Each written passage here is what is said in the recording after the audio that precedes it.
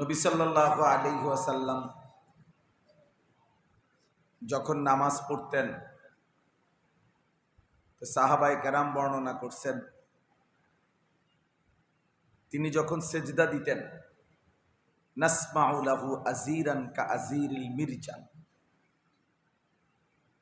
অর্থ হলো চুলার মধ্যে ডেকচিতে পানি গরম করলে পানি যখন ভীষণ গরম হয় তো পানি টকবক করে, পানিতে আওয়াজ হয়। তো সাহাবায়ে কেরাম বলেন আমরা যখন দেখতাম নবী সাল্লাল্লাহু আলাইহি ওয়াসাল্লাম সেজদা দিতেন তো তার বুকের ভিতর থেকে এরকম টকবক ডকডক আওয়াজ কান্নার বের হইতেছে।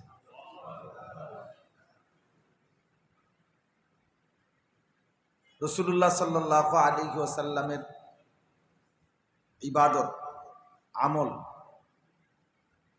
মহান আল্লাহ তাআলার সাথে এমনটাই সম্পৃক্ততা ছিল যে আসলেই শব্দ ভাষায় বর্ণনা করা কখনোই সম্ভব ছিল না।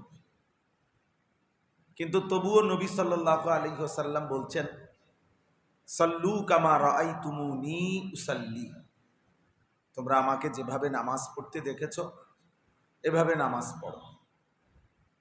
তো সাহাবায়ে কেরাম রাদিয়াল্লাহু তাআলা আনহুম নবী সাল্লাল্লাহু আলাইহি সাল্লামকে দেখে দেখে নামাজ শিখছেন। নবীজি সাল্লাল্লাহু আলাইহি সাল্লামের নামাজের বাহ্যিক সাদৃশ্য, বাহ্যিক নমুনা অনুকরণটা করতে চাইছেন, কিন্তু দিলের কাইফিয়ত, দিলের হালাত, অন্তরের অবস্থা, রুহানি হালাত সেইটা তো সম্ভব না। সেইটা তো নবীরটা নবীরই, সাহাবাদেরটা সাহাবাদেরই। হাদিসে আছে নবী সাল্লাল্লাহু আলাইহি ওয়াসাল্লাম বলছেন খুযু আন্নী মানাসিকাকুম, সাহাবাদেরকে বলছে তোমরা আমার থেকে হজ্জের যাবতীয় নিয়ম কানুন দেখে নাও। হতে পারে আমি আগামী বছর আর এই হজ্জের ময়দানে তোমাদের সাথে সাক্ষাৎ হবে না। তো সাহাবায়ে কেরাম নবী সাল্লাল্লাহু আলাইহি ওয়াসাল্লামকে দেখে দেখে হজ শিখছেন। তো আমার এই কথাটা মনে পড়ছে আর কি, যে সবই ঠিক আছে, জোহর থেকে এশা সুদূর্ণপুরের আদলে সবই বলা যাবে, কিন্তু সুদূর্ণপুরের সেই হালাত, ওইখানের কাইফিয়াত কোত্থেকে আসবে? বাহ্যিক নমুনা আলহামদুলিল্লাহ হইতে পারে, কিন্তু আমি ব্যক্তিগতভাবে আমার এই ছোট্ট জীবনে অনেকবার বলছি অনেক জনের কাছে একান্ত, আমরাও আলহামদুলিল্লাহ আল্লাহ পাকের দয়ায় দুই চার শব্দ কথা বলার যেটুকু সুযোগ আল্লাহ দিয়েছেন, যখন যেখানেই যতটুকু বলি, সুদর্ণপুরে যখন বসতে বলি, বলার জন্য বসি, তো ওই সময়ে হৃদয়ের হালাত আর অন্য কোথাও এরকম হয় না। একই বক্তব্য, একই কথা, একই আয়াত যদি বলি অন্যত্র আর সুদর্ণপুরে বলার সময় হৃদয়ের অবস্থা ভিন্ন হয়। তো এরপরেও বাহ্যিক সাদৃশ্যটা, বাহ্যিক মিল, এটাও মুবারকবাদ, এটাও অনেক বড় কিছু। হাকিমুল উম্মত মুজাদ্দিদুল মিল্লাত হযরত মাওলানা শাহ আশরাফ আলী থানভী নব্বরাল্লাহু মারকাদাহু, হযরতের অন্যতম বিশেষ খলিফা ছিলেন খাজা আজিজুল হাসান মজজুব রাহমাতুল্লাহি আলাইহি, হাকিমুল উম্মতের শ্রেষ্ঠ খলিফা, প্রধান খলিফা।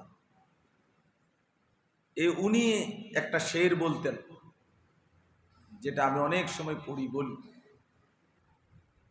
যে আয় আল্লাহ, আপনার বন্ধু মদিনার রসুল সাল্লাল্লাহু আলাইহি সাল্লামের আমলের সাদৃশ্য নিজের দাড়ির মধ্যে হাত দিয়ে বলতেন, আপনার বন্ধুর সাদৃশ্য, সুরত, বাহ্যিক নমুনাটা নিজের মধ্যে ধারণ করার চেষ্টা করছি, এতটুকু আমার সাধ্য ছিল। কিন্তু হাকিকত যেটা, সুন্নাত, মহব্বত, মারেফাত, ভালোবাসা, মহব্বত, হাকিকতে যেটা দরকার আপনার বন্ধুর কাছ থেকে পাওয়া, সেটা আপনি আমারে দিয়ে দেন। তেরি মাহবুব কি यार शबाहत लेके आया हो, हकीकत उसको तू कर दे मैं सूरत लेके आया। तेरी महबूब की यार आय अल्लाह আপনার বন্ধুর শাবাহাত লেকে আয়া। এই দাড়ি রাখছি, আপনার বন্ধু রাখছেন কেন? টুপি মাথায় দিছি, আপনার বন্ধু টুপি পরতেন বলে। পাঞ্জাবি পরছি, আপনার বন্ধু পাঞ্জাবি গায়ে দিতেন। লুঙ্গি পরছি, আপনার বন্ধু লুঙ্গি পরতেন। মেসওয়াক করি, আপনার বন্ধু মেসওয়াক করতেন। ডান দিকে কাত হয়ে শুই, আপনার বন্ধু এভাবে শুইতেন, এভাবেই শুইতেন। বাম পায়ে বাথরুমে ঢুকি, আপনার বন্ধু এভাবেই ঢুকতেন। এভাবে প্রত্যেক কাজে আপনার বন্ধুর সাদৃশ্য নিয়ে আসছি আল্লাহ নিজের জীবনে, চেষ্টা করতেছি। বাকি আপনি শুধু আমাদের এই সুরতটা দেখে হাকিকত যেটা ভালোবাসা, মহব্বত, এটা আপনি দিয়ে দেন। हकीकत उसको तू कर दे मैं सूरत लेके आया। এজন্য আলহামদুলিল্লাহ, এটা একটা সুন্দর শব্দ আর কি, সুধন্যপুরের আদল। আল্লাহ তাআলা হাকিকত যেন আল্লাহ তাআলাই দান করে দেয়। শাবাহাত লেকে আয়া, সাদৃশ্য আনলেন আপনারা, চেষ্টা করলেন নমুনা ধরতে। আল্লাহ তাআলা যেন মূল সুধন্যপুরের রুহানিয়াত, ফিউজাত, এই পুরা মজমা এবং আয়োজনের মধ্যে আল্লাহ তাআলা যেন ভরপুর দান করেন, আল্লাহ কবুল করেন। শায়েখ দামাত বারাকাতুহুম এই আজকের এই সময়ে বয়ান করার জন্য এই ডেটে আমার সরাসরি শায়েখ আদেশ করছে, উনি দাওয়াতটা দিছেন আমাকে, আমার হজরতেই দাওয়াত দিছেন। আমি ওনাদের কাউরে চিনতাম না, জানতাম না, পরে আমার সাথে ওনারা দেখা হয়েছে, কিন্তু আমাকে প্রথম শায়েখ দাওয়াত দেওয়ার সময় এমন গুরুত্ব দিছে এটা, সুবহানাল্লাহ, এটার মারাত্মক চাপ দিয়া কইছে, মানে যে ভীষণ চাপ, এটা যাইতেই হবে। শুধু মাওলানা কোনো কথা টথা বুঝি না, আমি একটা তারিখ কইতেছি, ওই আপনি যাইতেই আগেই মানে ভূমিকাটারে বলিয়া এমনভাবে বলছে যে এখানে বিকল্প কোনো শব্দ উচ্চারণ করার মতো জায়গা আগেই রাখে নেই।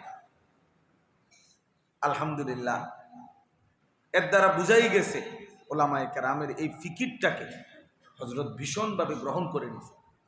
আলহামদুলিল্লাহ, এই এখনো দেখেন জোহর থেকে, জোহরের পরে কথা বলতেছে, আসরের পরে একটু কথা বলতেছে, এখন সর্বশেষ ও পিছনে আমি মনে হয় না গত 10 বছরে কোনোদিন দেখছি এরকম শায়েখকে যে উনি সাথীদেরকে ডাইকা পিছনে মিলাইয়া বসাই দিয়ে গেছে। এটা আমি মনে হয় না 2-4-10 বছরে দেখছি। সুবহানাল্লাহ, মাশাআল্লাহ। আল্লাহ তাআলা শায়েখের হায়াতে তাইয়্যিবা আফিয়া দান করেন, ফিকির দান করেন, অন্যদেরকে আগাইয়া দেওয়ার জন্য উনি খুব বেশি পরিমাণ আগ্রহী। এটা অনেকের মধ্যে, আমরা আমাদের মেজাজের মধ্যে এটা নাই। অনেক ওলামায়ে কেরাম আমাদের মধ্যেও এটার এই বৈশিষ্ট্য, মেজাজ কম, যে অন্যকে আগায় দেওয়া। অন্যকে আগায় দেওয়া মানে উপযুক্ত আলেম, উপযুক্ত দাঈ, উপযুক্ত ফিকির করে যারা, তাদেরকে কাছে ডাইকা টাইনা বইলা, হ্যাঁ মাশাআল্লাহ মাওলানা ভালো বলে, অমুকে ভালো কাজ করে, মাশাআল্লাহ উনি অনেক করে, এই যে এগুলা বলে বলে আগায়া দেওয়ার চেষ্টা, পরিচয় করে দেওয়ার চেষ্টা, এটা ওনার মধ্যে আগের থেকেই খুব বেশি ফিকির।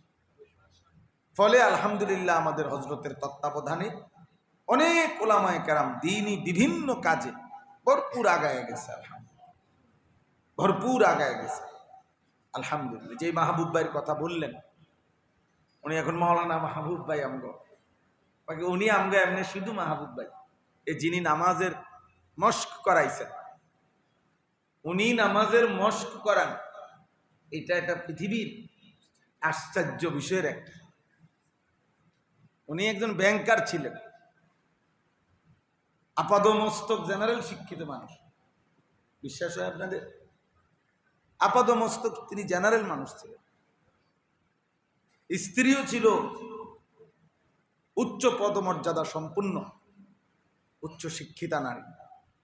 ওইখান থেকে আমাদের শায়েখের তত্ত্বাবধানে, শায়েখের মহব্বতে লাখ টাকার ব্যাংকের চাকরি এগুলো ছেড়ে দিছে। জিন্দিগির এই জেনারেল লাইনের কত মেহনত, কত ফিকির সব বাদ দিয়ে আবার নতুন করে মাদ্রাসায় ভর্তি হয়েছেন, আবার পূর্ণ পড়ালেখা করছেন দাওরায়ে হাদিস পর্যন্ত। কি পরিমাণ সবর করছেন, কি পরিমাণ মেহনত করছেন। আরো অনেক কাহিনী আছে, ব্যক্তিগত নিজের জীবনের অনেক কোরবানি আছে, পারিবারিক কোরবানি আছে। বিনিময়ে আজকে আলহামদুলিল্লাহ উম্মতের সামনে নমুনা হয়েছে। আলহামদুলিল্লাহ, আল্লাহ তাআলা খুব কবুল করেন। তো ভাইয়া, আপনাদের কাছে, প্রত্যেকের কাছে অনুরোধ, যতজন সাথী নওজোয়ান ভাই তোমরা আসছো, আমরাও খুশি হইলাম। আল্লাহ তাআলা আমাদের সকলেরই আশা একত্রিত হওয়াকে আল্লাহ তাআলা কবুল করে নেন। পবিত্র কোরআনুল কারীমের 12 নম্বর পারা 11 নম্বর সূরা, সূরাটির নাম হচ্ছে সূরা হুদ। এই সূরার 2টি আয়াত 18, 19 আমি তেলাওয়াত করেছি। এই 2টি আয়াতকে সামনে রেখে সামান্য কিছু কথা আপনাদের সামনে আমরা আরজ করতে চাই। আল্লাহ তাআলা আমাদেরকে তৌফিক দান করেন।